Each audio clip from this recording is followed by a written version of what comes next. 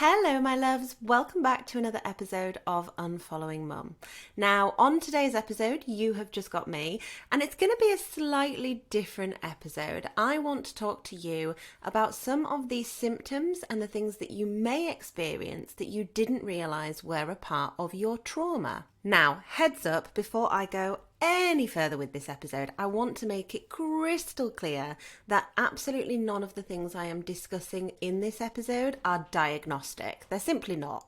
However, I do think that they are shared lived experiences that so many of us who have experienced complex trauma will be able to relate to. And I, in particular, find it really helpful to be able to understand the reasons that I do the things that I do, to be able to identify the behaviours that I exhibit and be able to look at them and go, that's because of my trauma. How can I navigate that so that it doesn't impact me and those around me negatively? And truthfully, I find it fascinating to understand how much trauma affects us. It's widely accepted in the medical and psychology communities now that trauma has a physiological response. There are constant studies that are popping up all the time, new ones every day, that show a clear link between trauma and physical responses. And it can be for so many different things, from stomachache all the way through to carpal tunnel.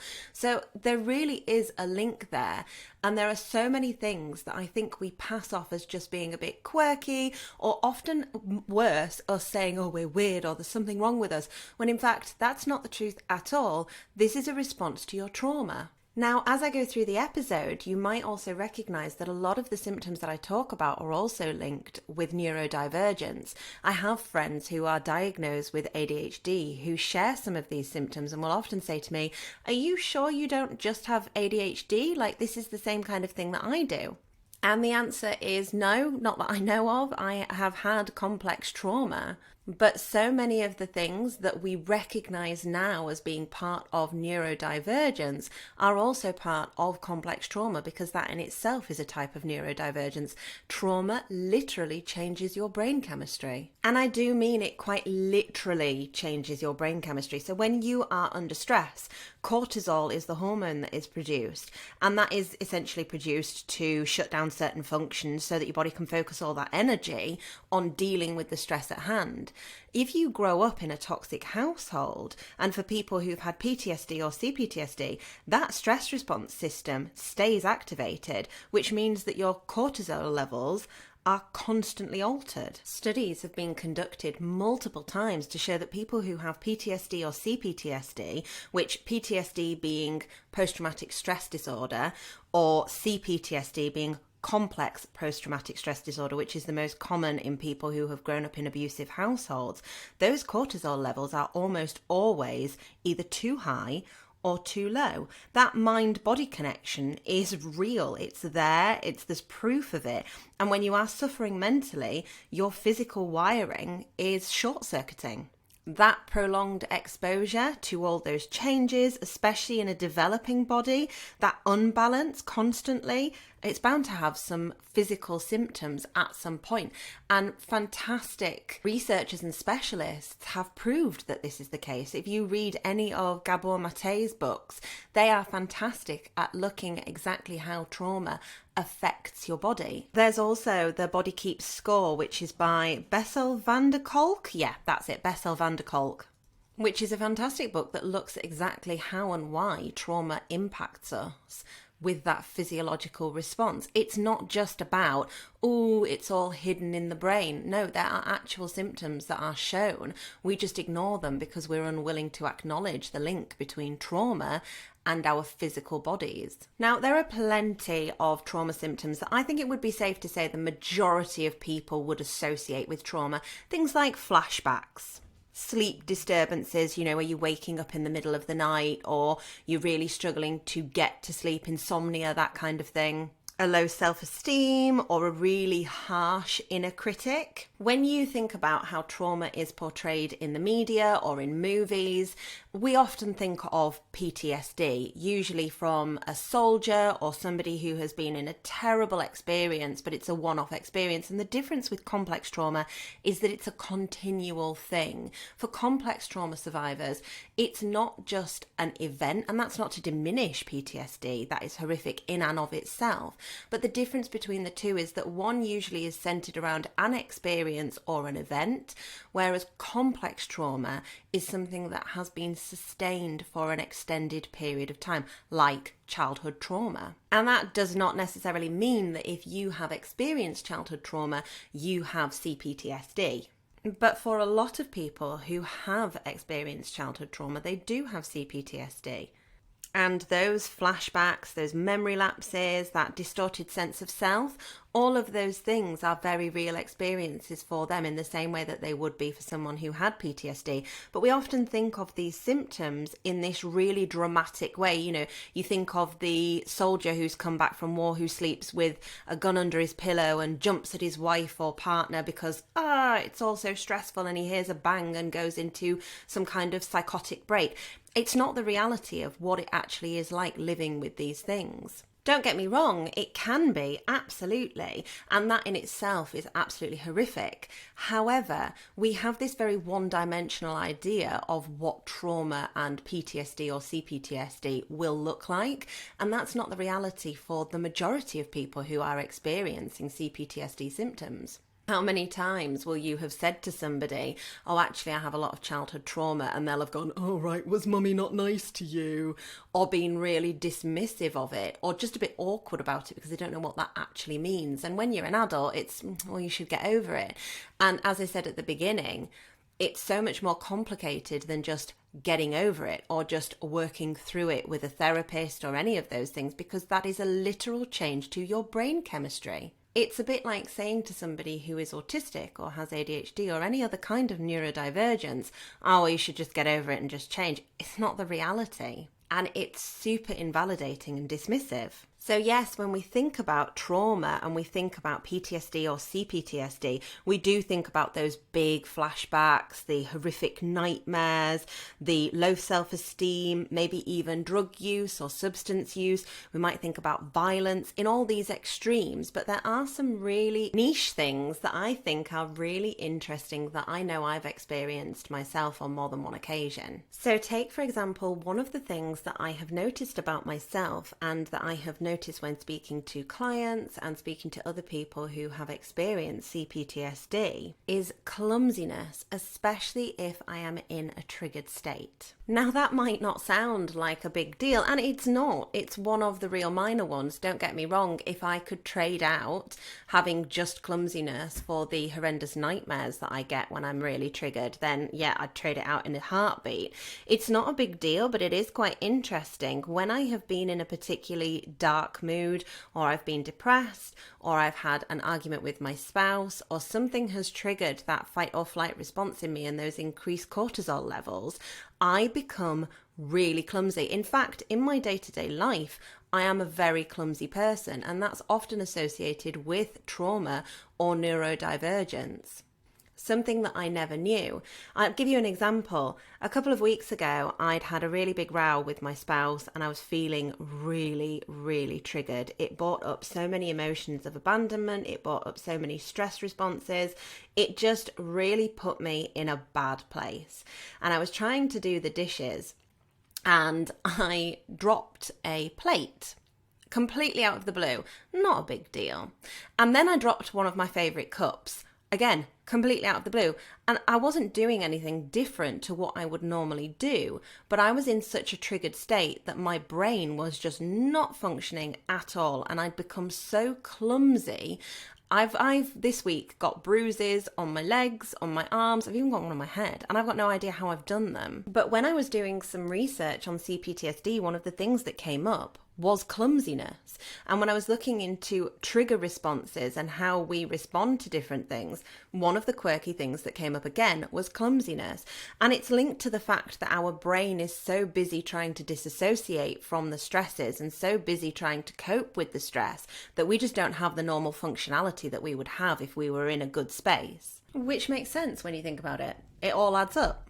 It kind of leads me neatly into a couple of other things that are common trauma symptoms that actually I've never really acknowledged as trauma symptoms. One of them being that brain fog, which is linked to that clumsiness. It's where that fog just descends on you and you feel so disorientated. Have you ever experienced that? I know I have.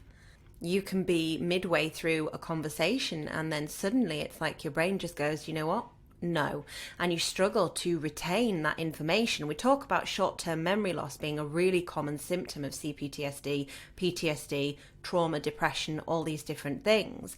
Because when your brain is so busy trying to fight off that stress, producing those extra hormones, hasn't got the capacity for other things. But brain fog in particular, I find can be really frustrating. I could be halfway through a sentence and then all of a sudden it's like my brain's just gone, no, we don't feel like finishing that. Or I find that when I am in a particular traumatized state, one of the words that's quite commonly used to talk about this is when you are activated. And I'll be honest, it makes me feel like a Power Ranger. And I'm not really keen on the word itself, but it makes me feel like I'm activated. Like some kind of Power Ranger supervillain who's been activated from its sleep. I'm not a fan of it, but that is what you would call it if you were in a particularly trauma-triggered state, activated state. But when we are feeling that way and we are dealing with times of high stress, especially if you have had traumatic experiences and you have CPTSD, those brain fog moments feel really heavy and really deep, and they can switch on at the most bizarre moments. And it comes down to things like missing appointments or forgetting what I'm doing or what I'm meant to be doing, all of these different things that are really frustrating. And also with complex trauma, you have this really heavy inner critic at the best of times. So when you are in that trauma-enhanced state and you are feeling really triggered and you're experiencing all these symptoms, it becomes a vicious cycle because you start to internalize it and tell yourself that it's because you're stupid. When I dropped the plate and then dropped the cup straight afterwards, my brain instantly went to, oh my God, I can't do anything. I'm so fucking useless. I'm so awful. Why would anyone want to be with me? And it spirals to this really, it's called rapid thinking, actually. It has its own little name.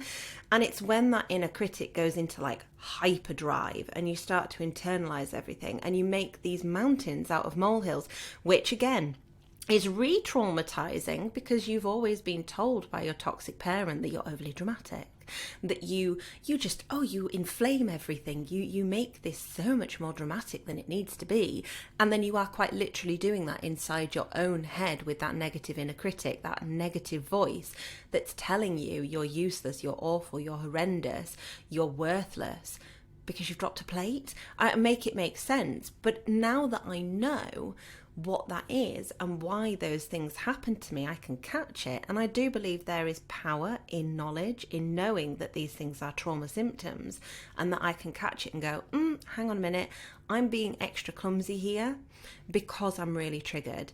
I'm being extra clumsy here because I'm in a high state of stress. This is part of, but the experiences that I've had growing up, this is part of who I am. I'm not going to beat myself up for feeling this way. I'm not going to be unkind to myself. I'm going to catch that inner critic and say, hang on a minute, miss, you can back the fuck off. And I'm not great at it every time. I don't think anybody is. I don't think anybody has the magic wand that is all of a sudden like, okay, no, we don't have a negative inner critic that's mean to us anymore. But you can definitely dull that voice by catching it and by saying, we're not going to sit in that mind frame and allow ourselves to be bullied by ourselves. And what's interesting is, as I'm recording this and I'm listening back to it, I'm thinking, well, these seem like really minor things that are kind of little quirks that are not really a big deal. But actually, when you add them together and you can see the cycle building of these small things that are a bit quirky, a bit different, and then that negative inner critic that builds and those rapid thoughts that start to come, you can understand how you can very quickly go into a trauma cycle and how you can really push yourself into a depressive state. And that actually in itself is another commonly known trauma response, is that you can have depressive episodes and depressive states for absolutely no reason. It's linked to an inability to control your emotions, especially if you grow up in a household where you've never had that displayed for you. You've never been shown how to control your emotions because you've never had a parent who can sit in that space where they can help you regulate your emotions whilst regulating their own. You don't have the luxury of growing up being taught how to regulate your emotions. So it's very common for people who have experienced trauma and who have C-PTSD in particular to struggle with regulating their emotions. And that can be excessive anger at things that are quite inconsequential. It can be crying at random intervals. I am somebody who tends to numb out as opposed to become very emotional. And even as I say that, I think I need to correct myself there, because in the past I have really struggled to regulate my emotions, especially when I was a young adult at late teens. I could explode with tears and it would be over something really small. And just seemed like such an outlandish overreaction. But the truth is, it wasn't an outlandish overreaction to me, because this is always continually bubbling underneath the surface. And you can see quite clearly how this feeds into a toxic parent's ability to say, well, you're such an overreactor, because it does seem like an overreaction, but you are carrying so much trauma all of the time that these are not overreactions at all. These are responses to trauma. And when I think about how I regulate my emotions, it's kind of like if you think of road rage, it seems like such a strange thing to start screaming and shouting at, and yet so many people do find themselves in those positions. It's a very similar feeling of having this big emotion in there for what might seem like something that isn't really a big deal, or for what might seem like something that is an everyday occurrence that would for other people perhaps be a conversation, might be a bit of a tiff, but actually becomes a big deal for you. And it's because it's sat there constantly under the surface as trauma. And I wonder for how many of you this resonates with, this struggle to regulate your emotions and to not be crying at nothing, or crying at small things, or having what might seem to other people like an overreaction. And that is a really sensitive point for you, because you've been told for so much of your life that you are a drama queen or king or overreactor, and that you're just too sensitive, when actually in reality you're not. You're bloody traumatized, and it's sat there under the surface constantly for you, waiting to bubble up. So that struggle to regulate those emotions and to have what other people might view as a normal response is really difficult to maintain. And it's exhausting. It truly is. And that's actually, in and of itself, another trauma symptom that comes up quite often is true exhaustion. You might have seen reels, TikToks, all these snappy videos of people talking about how when you finally come out of that fight or flight response, perhaps you've cut contact with someone, perhaps you've managed to remove an abuser from your life, you've set boundaries, whatever it might be, or you're working through healing with a therapist or a coach, and you've got to that point where you suddenly feel like you've been hit by a sledgehammer and you are so exhausted you could sleep for days and days and days. That exhaustion is really common for people who have CPTSD or who have worked through trauma. And it is because those emotions are always just there under the surface, being suppressed so that you can function as a normal adult.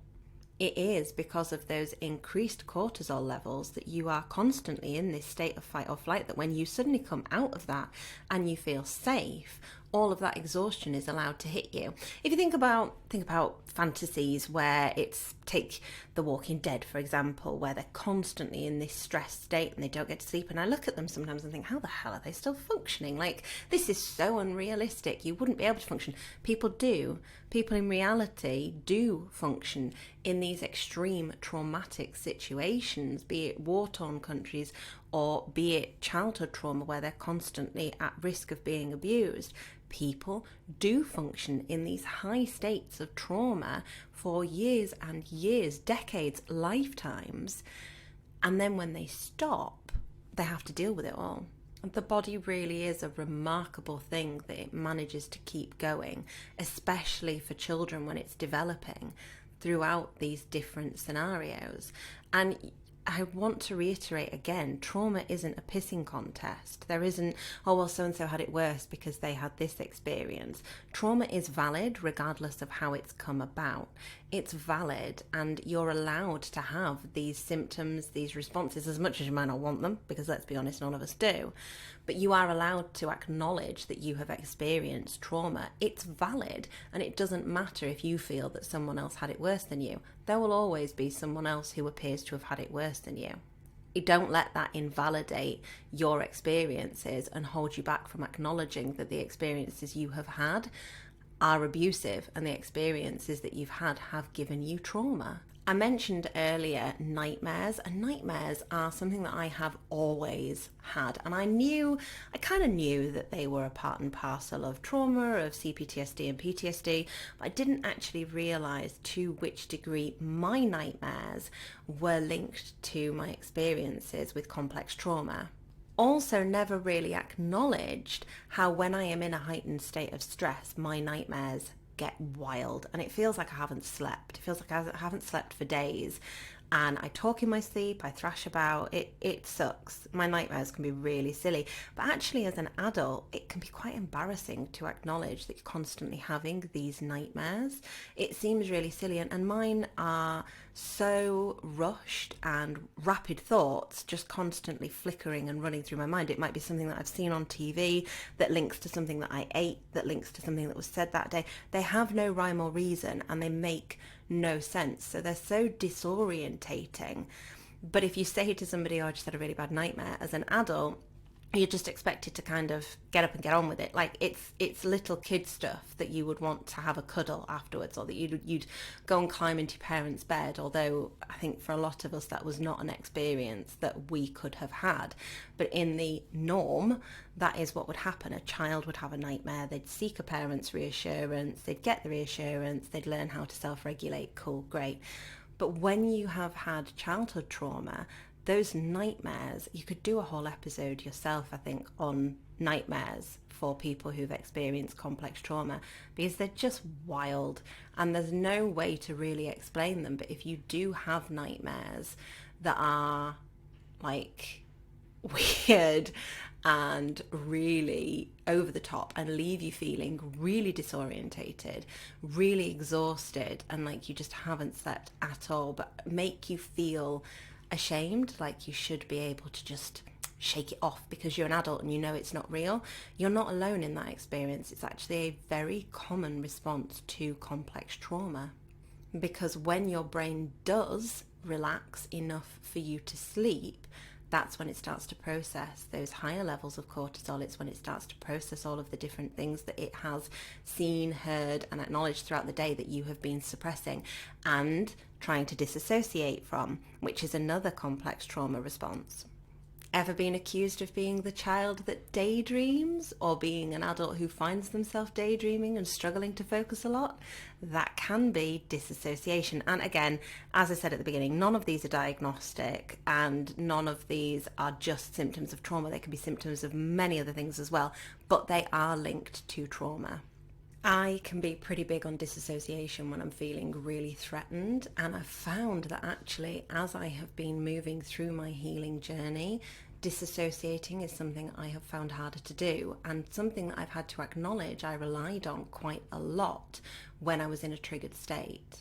I remember saying in one of my counselling course sessions, where I'm training to become a counsellor, therapist, that I'm very good at bracketing, which is where you may put things aside in order to be able to focus on a different task.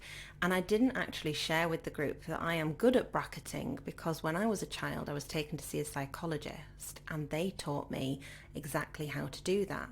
They also taught me how to go to a safe place in my mind, which ding, ding, ding, that's disassociation. And I remember practicing this safe space, and it's something that I think is a skill I naturally did. And I do not remember much of that experience of seeing the psychologist. I remember my mum being in the room with me and me feeling like I had to have her there and asking her to be with me so that she could feel needed, but actually really needing someone to talk to. And I remember being terrified because the psychologist was a man and I didn't want a man who was like my dad.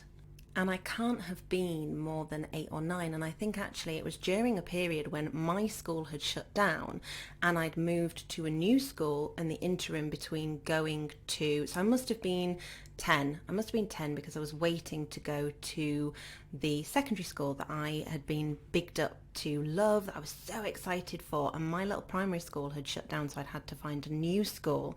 And the new school I hated.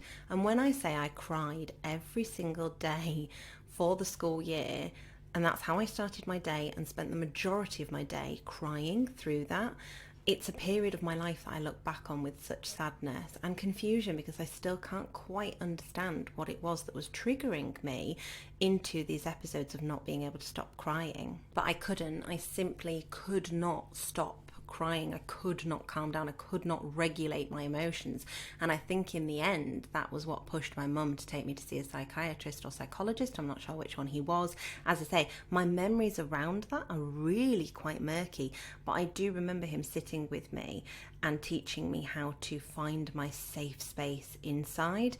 And a part of that, I developed into disassociation. It wasn't just finding a safe space. I would go there when I was triggered. I would go there when I was upset.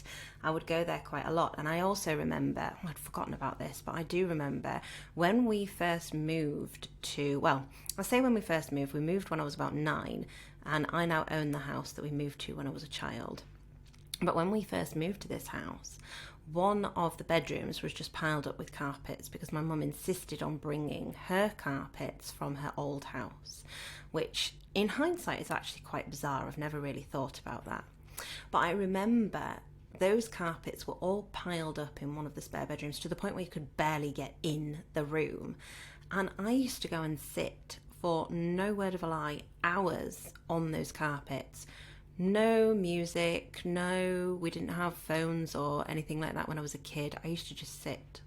And actually, God, I haven't thought about this for years. That was disassociative episodes where I would just go and sit in that room. I can't remember what I was doing. I think I used to just sit on the carpets, and it was the backing of the carpets, and I remember how scratchy they were. And I just felt safe because I was on my own in that room. That was a big revelation for a podcast episode. Sorry, guys, that was a bit of a... I don't remember that until now, and that's just come back to me, is going and sitting in that room and just looking out the window. And I know they had horses in the back field, and I used to just sit, and we are talking hours. I also used to love hearing the bath running, so would go and sit and run a bath, and I'd just sit in the bathroom on the floor listening to the water running, really calm. And if anybody disturbed that, the jumpiness, which I'm going to move on, is another really common symptom of trauma. And jumpiness is something that I found all throughout my life. I'm really easy to make jump. It doesn't particularly bother me. I know for some people they find it really stressful and it puts them back into that phase where they were perhaps physically attacked or assaulted. But for me, it just seems to be a natural jumpiness, especially if I'm in a particularly triggered state. And I remember discussing jumpiness, and then another one which is holding your breath. That's a common, or forgetting how to breathe, which is a common trauma response, or struggling with your breath, struggling to take a deep breath. Now, this isn't one that I've experienced personally, but it is something that I know I spoke to Elspeth van der Hol about on one of the podcast episodes, which you can go back and listen to. She would say that as a child, she would hold her breath to the point where she was passing out and then be accused of doing it for attention. It's a common trauma response for C-PTSD that I did not realise. Again, it's not something that I in particular experience. I do feel breathless, but I link that to anxiety, which so many of the things that you note as trauma responses are also noted throughout anxiety, throughout neurodivergence, as I said before. So a lot of these things could be either or, but that one in particular, holding breath and struggling to remember how to breathe, is quite an interesting one, and it all links back to the brain not really being able to hold space for everything all at once. And you can see how every single one of these things feeds into this negative inner critic, who then becomes this rapid thoughts of negative thoughts and this spiral. Because as an adult, saying to somebody, "Oh, I've forgotten how to breathe," or struggling to breathe, feels so silly and feels so ridiculous. I've spoken to people before who've had these experiences, and it feels really shameful to say, I struggle with my breathing. Like, how can I be so stupid as to struggle with breathing? And it's not stupidity at all. It's because the brain doesn't have the capacity to go, yeah, we're going to do all of these things all at once whilst we're being flooded with cortisol. Thanks very much. It's just not reality. Another one that I do get quite often is random chills. You hear people say, "Oh, it feels like somebody just walked over my grave." Have you heard that saying before? That's one that I experience fairly regularly, and it's not necessarily a trauma thing. It can be plenty of other things, but if you are in a particularly triggered state and you are suddenly cold for no reason, the temperature hasn't changed, and in particular hands and feet being cold is really common when we're talking about trauma. And when I am in an argument, my hands, my feet are so cold, and it's because blood is flooding away from the hands and the feet, the extremities, because you're in fight or flight response.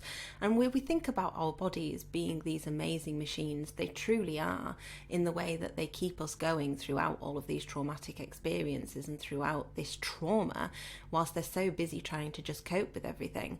But with C-PTSD, because you have been living in that trauma for so long, that fight or flight response sticks. And whilst that's busy sticking, you are having the symptoms of fight or flight response, like random chills because the blood's gone away from the body, like cold hands, feet. Another one is tremors, shakes in your hands and in your legs in particular. Tremors is something that I don't experience very often. I do get shaky hands when I'm really stressed, but tremors in the legs is another one that's reported very commonly with C-PTSD. And you can experience these for no reason at all. You're just walking around the shops, living your life, and all of a sudden these things start to happen because your body is so used to being in fight or flight. That is your main bread and butter. That's your main way of being. So to have to relearn an entire new way of living and of being that is outside of fight or flight response, because your body doesn't know that it's in that. It doesn't know that it's in fight or flight or freeze or fawn or whatever it is that is your panic response. It doesn't know that it's sat in that phase, because to that body, it's developed in that phase. It's just the norm. There are also several types of minor self-harming that we don't think of as self-harming. So, for example, nail biting to the point where you are drawing blood, cuticle picking. I'm a real cuticle picker. I don't bite my nails, but I, especially when I am stressed, constantly rip the hell out of my cuticles and the sides of my fingers. That is really common. Another one that I do is I have a tendency to dig my nails into my hands or into my forearms, and I'm not even aware that I'm particularly doing it, but we'll suddenly look down, I've got little half moons decorating all along my arms when I am particularly stressed out. It's a similar thing to clenching fists. You might find that you suddenly have randomly clenched fists or clenched jaw, and you didn't realize that you were doing it. Again, shoulder pains, back pains, they're really heavily linked to trauma, because that's where we hold the trauma, where we are physically tensing our muscles without even being conscious that we're doing it. And it's something that massively impacts how our physical well-being is in terms of where our mental health's at. When you are more stressed, those aches, those pains that you feel is because your body is bunching up, ready to run, ready to flight or fight. I also find quite often that when I'm digging my nails in, it's a subconscious distraction away from whatever is distressing me, because that little pinch in my skin, I'm feeling like, okay, now I'm focusing on that now. My brain's too busy focusing on the fact that something's digging in or something's irritating it along there. You see, when I was a child, actually, God, I'd forgotten about this as well. I used to scratch the backs of my hands to the point where they would bleed. God, I'd completely forgotten that. I remember having 2 little lines on my hands where I'd scratched the skin raw because I was so agitated. And a lot of you listening to this might be thinking, God, these all seem neurodivergent. You know, these are all things that we're taught are common in neurodivergent children. And yes, they are, but they're also common with trauma. And this is where the difficulty lies, in deciphering between what is trauma and what is neurodivergence, because it's so difficult sometimes to differentiate between the two, because when you have experienced complex trauma, it is a type of neurodivergence because your brain chemistry has been altered. It is no longer a neurotypical brain that you are dealing with. You're almost fighting against your own noggin. And this is why we see so many things like eating disorders. I'm a big restrictive eater, and it's not an intentional thing. It's just simply that when I am in a high state of stress, I tend not to eat very much. And for some people, that goes the opposite way. They tend to eat more. But that kind of disordered eating is very common with trauma responses because it's a bid for control or to make yourself feel better. I know as a child in particular, I was a very large child, which my mum would then use to control or use to manipulate situations. I remember her telling me when I was 12 that if I dieted down, I could get my belly button pierced, which is what I did. I obsessively dieted down to, you know, we're talking eating maybe 1 salad sandwich a day and then having a slim fast shake for breakfast, if anything. And I still have those patterns of disordered eating because it's something that I'd always done and something that I still struggle with if I'm in a high state of stress where I'm just not hungry and I don't particularly want to eat. And it's a way of controlling, I guess, the things that are going on around me, as if I'm not eating, I've got something within my control. And that in itself is an eating disorder type thinking. But you can understand how these types of thinking all get linked together. It all comes back to how we were raised, whether we were shown how to self-regulate, and whether we had a parent who had the ability to regulate with us, and whether or not we experienced trauma for whatever reason.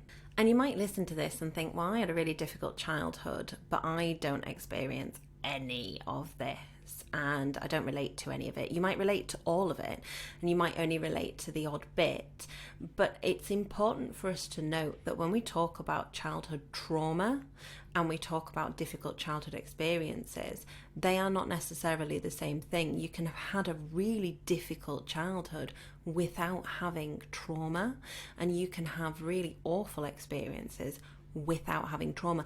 What I will say is people who have had experiences in childhood that are traumatic, or even that are difficult experiences through childhood, but they wouldn't have been diagnosed with complex trauma, they are more likely to experience trauma in response to things that other people perhaps would take more in their stride. Things such as a breakup, infidelity, loss of job, loss of friend, loss of sibling, any of these things that for the majority of people might be really hurtful, really damaging. For somebody who is a childhood trauma survivor is more likely to be re-traumatizing. Which is why so commonly when we look at therapy, we look back to look forward. So whatever you're dealing with right now, especially if you have experienced childhood trauma, may be affecting you in such a way because of your childhood trauma and because of the way in which you react to things based upon that trauma. So you may have heard on previous episodes, we've talked about how common it is for people who have experienced childhood trauma and abuse at the hands of a toxic or narcissistic parent, finding a spouse or partner who behaves in a very similar way to that parent. It's so easy to look at that and go, well, all these people around me think I'm the problem. I must be the problem. They can't all be wrong. When in fact, the problem is the fact that your brain seeks out what feels like home, and home was a dangerous place. On a final note, before I let you go, I have one last weird trauma thing that I have recently discovered a link to. And this is because last week I went and had a cortisone injection, not to be confused with cortisol. I had a cortisone injection in my wrist because I have developed carpal tunnel. And I just assumed that this was just a normal thing. I developed carpal tunnel, you know, I'm in my mid-30s, I type constantly, I work in social media, I'm an author, all of these different things that I do where I'm using my hands constantly. It makes sense that I get carpal tunnel. And somebody who is a psychologist sent me a link to studies that have shown there are links between carpal tunnel and childhood trauma. And I think that is the perfect end to the episode. I really wanted to do this episode not just so that you could reflect on some of your own trauma responses and triggers and look at things and say, oh, actually, no, that's not me being crackers, that is a trauma response, but also so that you could understand the impact that trauma has on you and why it is not your fault if you have these responses. It is your responsibility to manage it, the same as it is my responsibility and has been to navigate that and educate myself on why I have the responses that I do. But it's not your fault that you have these responses, and it's not your fault if you notice any of these things within yourself. In fact, actually, it's trauma, and it's okay to acknowledge that that's trauma. As always, guys, thank you so much for listening. I will speak to you again next week. Bye.